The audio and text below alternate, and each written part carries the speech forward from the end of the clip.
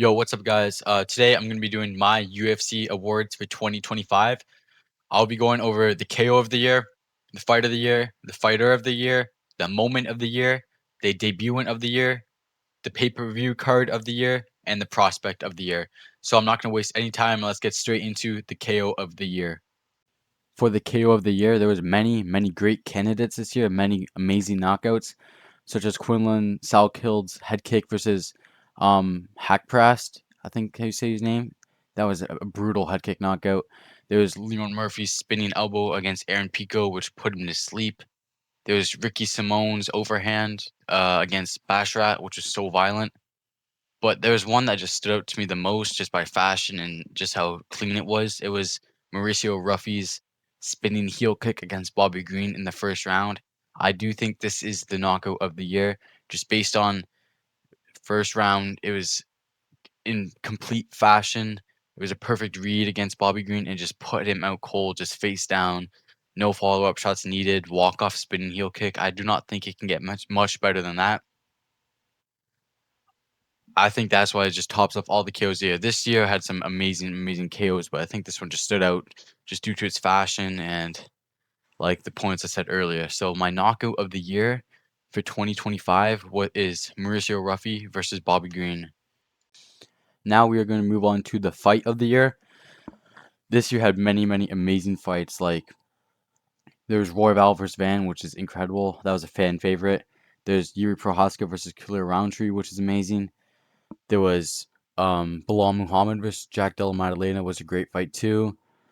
Lopez versus Silva, like the list goes on.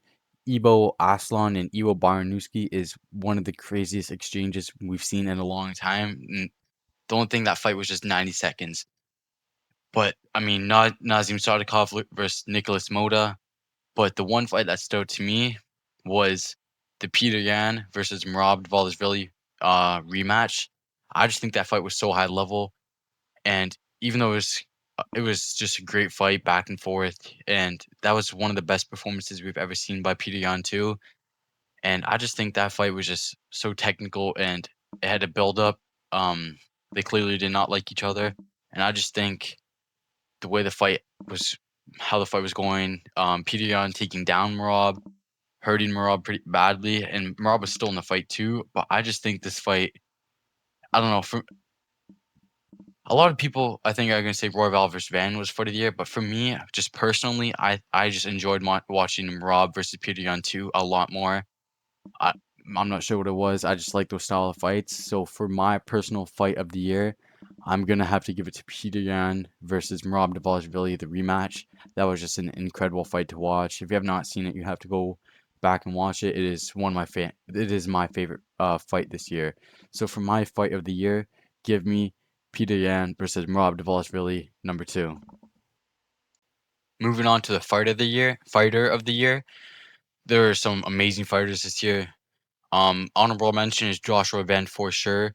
This guy, how much wins does he have this year? He had four. He was on. This guy's on like a 7 fight win streak, with 4 of them being in 2025, including a title fight win over Alexandre Pantoja. Personally, if that Pantoja fight was like not a fluke, I guess I would definitely give Joshua Van the fighter of the year.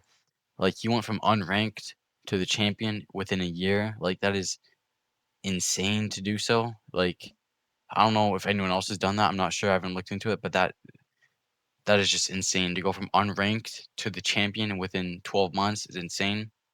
Another fighter of the year contender is Islam Makhachev, obviously becoming double champ and defending his lightweight title. I think if he defended it against Arman instead of Moicano, that definitely would have put him higher up. But for my fighter of the year, I think I just have to go Merab Dvalishvili. Like him defending his belt 3 times in 1 year is just insane to me. He almost broke the record and went for 4 title defenses in the year. Obviously, he lost to Peter Yan in the rematch, but I do not think that diminishes him from being fighter of the year. Like his opponent's Umar Nurmagomedov, one of the best bantamweights right now, and is definitely a future champion, I think. And he beat him and was taunting him like the whole fight, which was insane to do so. Then goes out there and submits Sean O'Malley in the rematch, and then just absolutely demolishes Corey Sandhagen. Like, that fight was not even close at all, and almost finished him in the second round, and then obviously lost to Peter Yan, but I still think Merab Dvalishvili deserves Fight of the Year for just how active he was as champion. He's definitely the most active champion, and just he was dominating all the wins he had this year. So for my Fight of the Year, give me Merab Dvalishvili. And then for the Moment of the Year, this year had some amazing, some awesome, and some funny moments. Like one of the best ones was Alex Pereira getting his belt back by a round one knockout over Ankalaev. And also, um, what was it? Oh, Merab Dvalishvili taunting Umar when he was just dominating the second half of that fight was hilarious. Like when he was pointing at him when Merab was on the ground. No, when Merab was pointing at Umar on the ground, I think that was hilarious. And but I'm out of breath. Sorry. My moment of the year has to be like this. This clears all of them. Was Evo versus Ebo. That fight lasting 90 seconds was pure chaos. It was Evo hurt him. Evo gets dropped, and then they just start swinging, and then they're just dropping left or right. There's like 5 knockdowns in that fight. So I think that has to be the moment of the year. Like if you watch that fight, it was insane. Like there's no way anyone watched that sitting down. I think everyone stood up. So for my moment of the year, it has to be Iwo Baranowski versus Ibo Aslan. Those 90 seconds that the fight lasted was just there was not 1 second where there was not chaos in that fight. It was insane. So that has to be my moment of the year. Iwo Baranowski versus Ibo Aslan. And the next award that I'm going to be going over is the debutant of the year. And there's been some awesome debuts this year, but there's just a few that stick out, I think, to most fans. The first one is being Atiba Gautier. This guy like hits like a truck. He had his debut in March 2025 against Jose Medina, and that Medina guy is known for taking a beating, but just is still walking forward and just surviving somehow. And Gautier just put him away in the first round. I think it was like a huge knee that just dropped him and just heavy shots. Like this guy does not play around when he swings. Like this, if you get hit, like you're going to sleep. So I think that was definitely a great debut of the year. But there's still some, in my personal opinion, some better ones. There was also Quillon Salkeld, and he had his debut against Anshul Jubli, a Indian UFC fighter, and Quillon Salkeld knocked him out in the first 19 seconds. There's like one overhand right, and he just went to sleep. Some argue just early stoppage, but I think it's fine. Like I don't think he was going to survive that anyways. But for my debut of the year, I think I'm going to have to give it to Ethan Ewing against Malcolm Wellmaker just a couple weeks ago. Um, what event was it at? It was at UFC 322, Makhachev versus JDM. Yeah, Ethan Ewing took the fight on. I think it was like 40. No, I don't. Maybe a couple days' notice against Malcolm Wellmaker, who's an undefeated prospect. This one of the best undefeated prospects this year, and just he went in and just dominated that fight. Like he won all 3 rounds. He was hurting Malcolm Wellmaker, and he literally had a fight like maybe a couple weeks before that, and he just stepped up and just beat Malcolm Wellmaker. Like that was so impressive. So I'm gonna have to give debut of the year to Ethan Ewing, just how dominant his performance was against someone that was highly like that was a high prospect too in this game. So for my debut of the year, give me Ethan Ewing. And for the pay-per-view card of the year, when someone asks me what was the best pay-per-view card of the year, there's 3 that come to mind. And the first one, it has to be UFC 314, Volkanovski versus Lopez. This was a great card from start to finish. We had some great prelim fights like Marco Tulio versus Tresean Gore. Um, Mikhail Oleg knocking out Cedric Dumas in the first round. Julian Arosa just destroying Darren Elkins. Chase Hooper versus Jim Miller. Um, Dan Ige knocking out Sean Woodson. And Dominic Reyes getting a round 1 KO too. And Gene Silva submitting Bryce Mitchell. And we saw debuting Patricio Pitbull. And then Paddy Pimblett just destroying Michael Chandler. That fight was not close at all. And in the main event, it was back and forth. There's Volkanovski vs. Diego Lopez. That was a great fight too. So that is that's one of my favorites, but I still think there's a couple better. Like I think UFC 317 was better than that. Topuria vs. Charles. This was an amazing card. Two title fights, Pantoja and Kai Car France. And that fight had Brandon Royval and Joshua Van. It had Peyton Talbot, Felipe Lima, Benil Dariush, Renato Moicano. Like this was a great card start to finish. And also had a lot of entertaining prelim fights like Gregory Rodriguez versus Jack Hermanson, Jose Delgado and Hyder Emil, Terrence McKinney. Like Terrence McKinney fights are always insane. Like they never leave like the first round ever.